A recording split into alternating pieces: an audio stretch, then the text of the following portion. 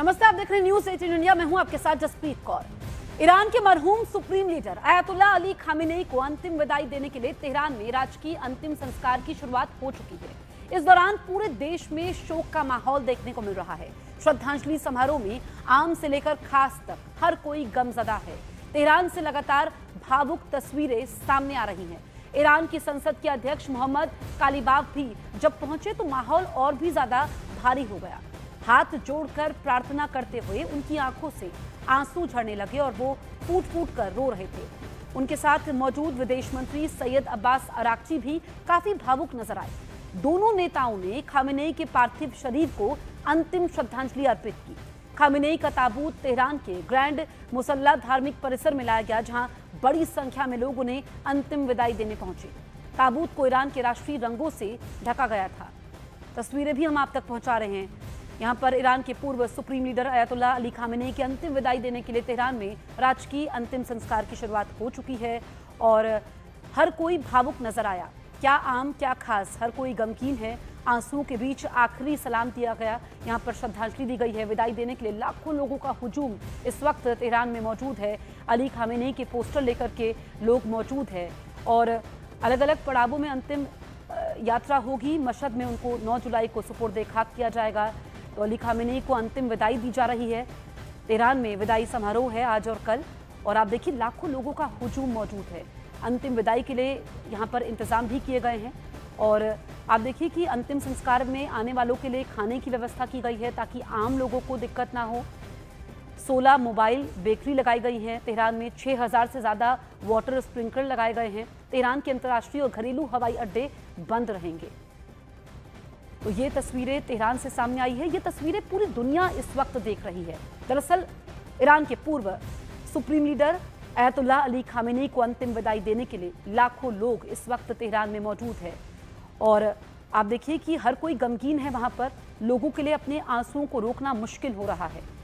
लोग फूट फूट कर रो रहे हैं और जो शिया परंपरा होती है उसके तहत काले कपड़े पहने जाते हैं, तो ये काले कपड़े में लोग आपको नजर आ रहे हैं जो विदाई दे रहे हैं। ईरान से तस्वीरें हम आप तक पहुंचा रहे हैं, जो कि भावुक तस्वीरें सामने आ रही है, जैसे किसी का कोई अपना चला जाता है। और पूर्व सुप्रीम लीडर अयतुल्ला अली खामेनेई, जब अमेरिका और इजराइल का जॉइंट ऑपरेशन होता है उस वक्त ये मारे जाते हैं और तब से लेकर अब तक लोगों के लिए मुश्किल वक्त वहां पर रहा। युद्ध झेला ईरान के लोगों ने, लेकिन अब जब ये अंतिम यात्रा निकल रही है, क्योंकि कोम में 7 जुलाई को अंतिम यात्रा होगी, 9 जुलाई को मशहद में अंतिम यात्रा होगी और वहीं पर मशहद में ही सुपुर्द खाक किया जाएगा। ये तस्वीर आप देखिए।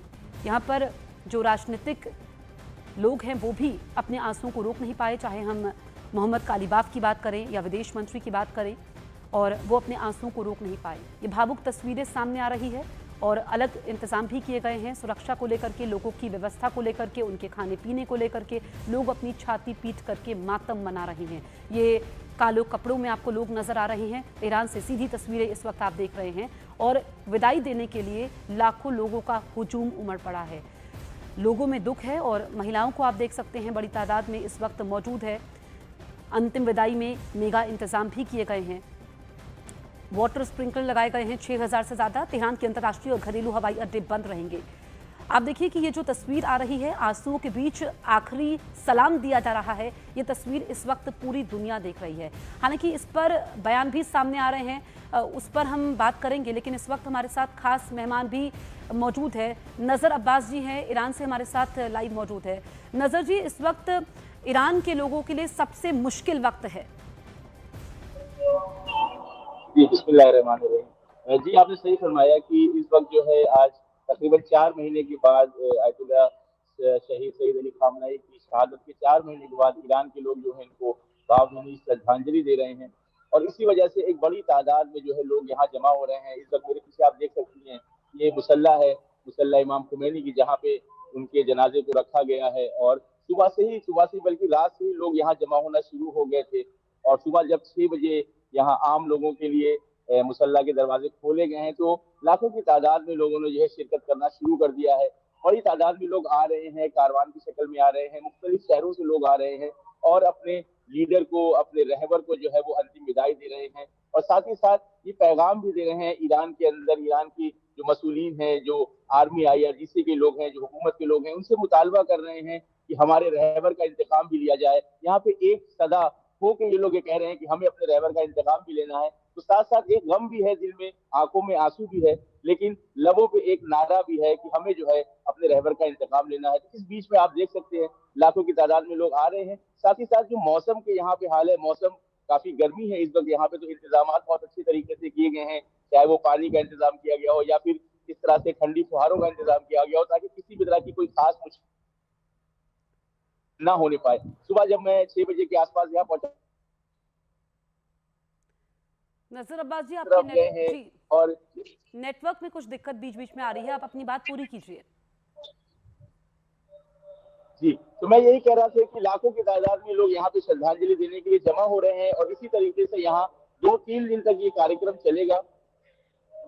बिल्कुल, अपने प्रिय नेता को अंतिम विदाई दे रहे हैं। नजर अब्बास जी, आपने कहा कि इंतकाम की बात कर रहे हैं। एक तरफ तो भावुक तस्वीरें सामने आ रही है जो पूरी दुनिया देख रही है, दूसरी तरफ वहां के लोग इंतकाम की बात कर रहे हैं और खुद को मजबूत भी दिखा रहे हैं।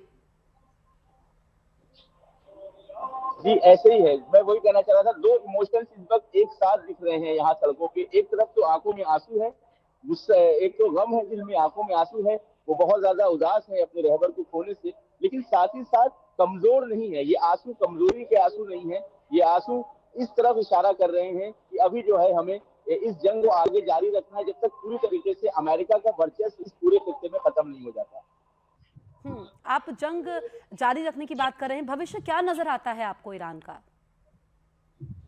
जिस तरीके से बयानात आ रहे हैं अमेरिका की तरफ से और जिस तरह से जो MOU के पॉइंट्स है उनके ऊपर अमल नहीं किया जा रहा है, लेबनान के अंदर भी जंग जारी है, कत्लेआम जारी है, और जो पैसे रिलीज करने की बात थी या जो 300 बिलियन देने की बात थी, उन सब में जिस तरह से अमेरिका पीछे हट रहा है, उससे लगता है कि ये MOU ज्यादा दिनों तक नहीं टिकेगा। ईरान की आवाम भी ये मांग कर रही है कि भाई हमने जो सीज फायर के लिए MOU पे आपने साइन किया है उस पर अभी तक अमल क्यों नहीं हो रहा है, क्यों अभी तक लेबनान के अंदर जंग नहीं रुकी है, क्यों अभी तक बयानबाजी करी जा रही है अमेरिका की तरफ से। देखें, कल परसों ही अमेरिका ने आके, US ट्रंप ने आके धमकी दी कि हम जो है ईरान को तबाह कर देंगे, बर्बाद कर देंगे।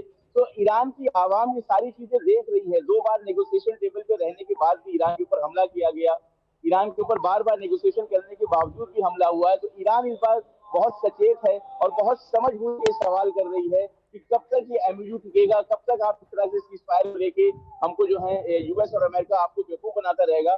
इसलिए मुझे लगता है कि ये MOU आगे चल के मुश्किलात के शिकार होगा और दोबारा ये जो जंग है वो शुरू होगी और अमेरिका बिल्कुल, और बड़ी बातें आप कह रहे हैं। अभी देखिए वहां पर गम का माहौल है, उसके बाद देखना होगा जब दोबारा से वार्ता शुरू होगी तो क्या तस्वीर नजर आती है, क्योंकि इसका असर पूरी दुनिया पर पड़ता है।